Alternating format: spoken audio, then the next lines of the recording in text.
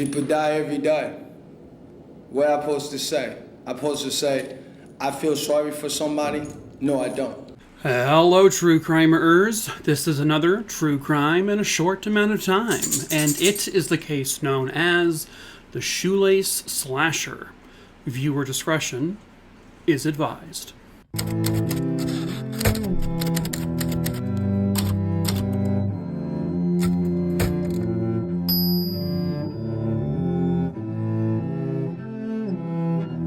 Before we get started, please make sure you remember to give this video a like. Remember that you're not necessarily giving the horrible, sad story a like, you're just giving a like to the storyteller, and likes help push the video out to people. But into today's story, there really isn't a ton of information about the players involved. Dwayne Lee Harris, they don't even have his birthday public. From what people understand, he was born, they think, in 1963. There is nothing known about this man's upbringing, how his childhood was, family, nothing. Apparently, as an adult, he was nicknamed Chilly Willy. I don't know for why. And he, I guess, had run-ins with the law over the years. Nothing truly significant, but there really also isn't much known about his actual, criminal history. His serial killer spree began when he was in his 30s. Denise Marie Harris was a prostitute in the Seattle, Washington area. Unfortunately for her, one night she came into contact with Dwayne Harris. He brought Denise to some kind of secluded area where it's believed he may have had a partner with this case, but that partner has never been revealed, and they're just speculating. But they brought her, or at least Dwayne did, brought her to a secluded area where he would strangle her with a belt. They then took the shoelaces off of her own shoes and used them to tie up her wrists and to bind her feet together as well. Then they took her bra off and they shoved it down her throat. And then they just continued to strangle her until she was deceased. Dwayne took the body and just dumped it in an area, I guess, that the people of Seattle nicknamed the Jungle. It was apparently a very heavily dense wooded area kind of off the I-5. There was just a bunch of garbage down there. It was just like a really just messy, just kind of unclean area. But that's where they left her. And in September of 1997, a homeless person was the one to discover her body. The exact date that she was taken and killed is really unknown because Denise, unfortunately, just didn't have a whole lot of people in her life that would have reported her missing or anything like that. So it's kind of unclear, but it believed that she had been killed literally just a day or so beforehand, just based on decomposition. And then 33-year-old Antoinette Jones, also in Seattle, who was also a prostitute in the area, she would have the misfortune of meeting Mr. Dwayne Lee Harris. Again, unfortunately, because of her lack of connections to family and people in her daily life, they don't know exactly when this occurred.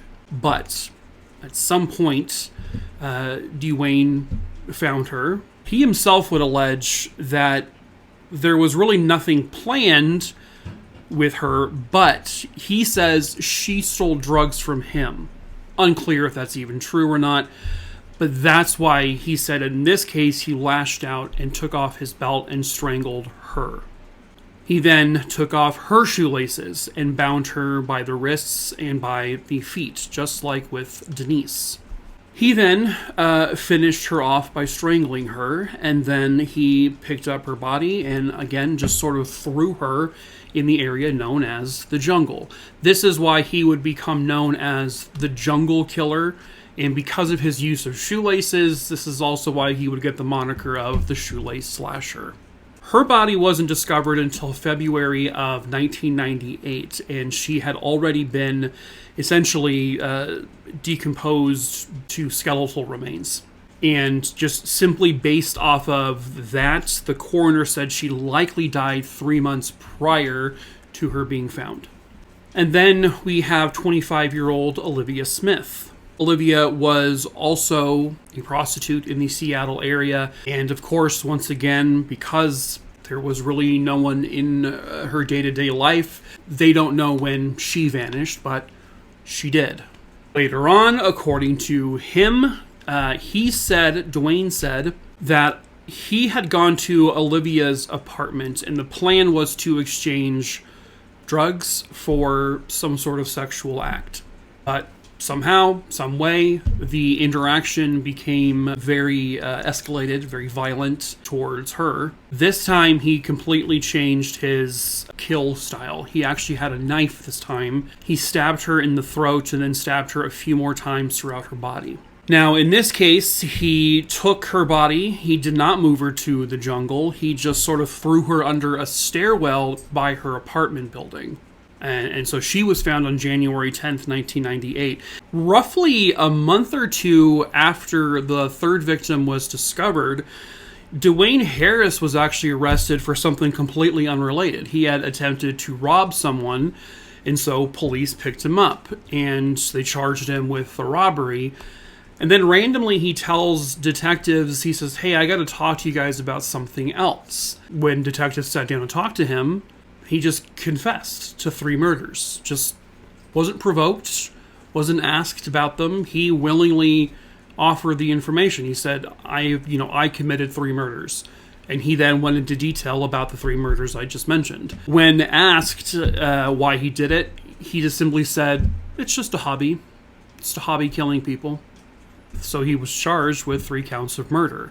And then he just sort of kind of flipped, and he just sort of became belligerent and very like, "Well, they're saying I did it. They're saying I did it. I'm not saying I did it. They're saying I did it." Like, what you've confessed, which they have recorded and everything. He became very combative once the trial process started. And here are just a couple of moments of things that he said.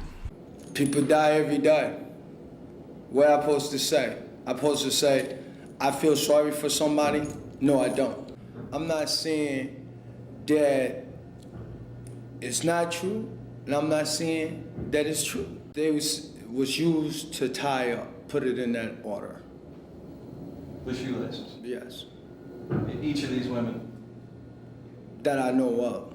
For 3 bodies, you might got 32 more. Did you kill these women? That's only between me and God and the state of Washington. Is your true name Dwayne Lee Harris? You know my name. When you are alleged to have committed these crimes and on which the victims are You alleged said to I die- committed them. No, I'm out. He said I did it, so hey, the state, they lied, they kept up their own, and they lied, and they won. So I figured if they win, let them have theirs. Let them have theirs. It ain't won yet. Still got my appeal. In court, certain times he would become very physical, very he would be moving all over the place. He would be screaming at the lawyers or the judge. He would be yelling at the juries. So they at one point had to literally strap him to a wheelchair so that he wouldn't move. It was a very difficult trial to get through because of his behavior. And then in December of 1998, the jury came back and they found him guilty on all 3 charges of murder.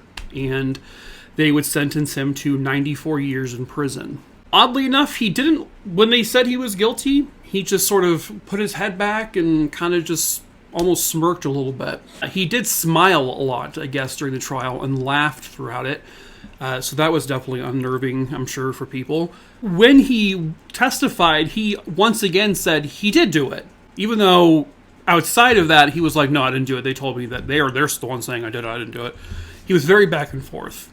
When it came time to his sentencing, he kind of out of nowhere, very calmly, apologized to the victims' families. And he wasn't rude or belligerent at that point. He was just, "I'm sorry for the victims' families. I'm sorry for what I did."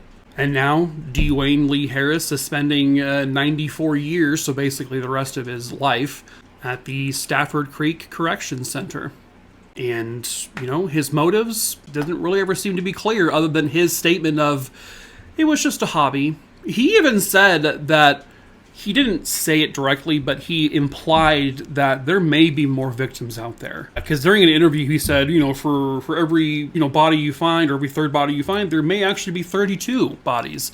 There is a possibility he may have more victims out there. But as of right now, they can only have ever linked 3 murders directly to him. And that's where it stands. That is it for today's case. True crime, Rooney Dooney Ding Dongs. I hope you found it interesting. As usual, if you have tripped, fallen, and stumbled your way into this video, I'm going to have to strap you to a wheelchair, you big dork. But stick around, because I tell 4 true crime stories a week here on YouTube. I tell 1 over on Instagram, 1 over on Facebook, and a few throughout the week over on the Tickle My Talk. Yeah. All of the links to all of my socials are below in the description and in my link tree below. Please feel free to follow me everywhere if you like. Please subscribe here. Again, like the video. And yeah, so... But that's it. That's it. That's it. So, whatever. That's for the video. And I'm going to drink some water.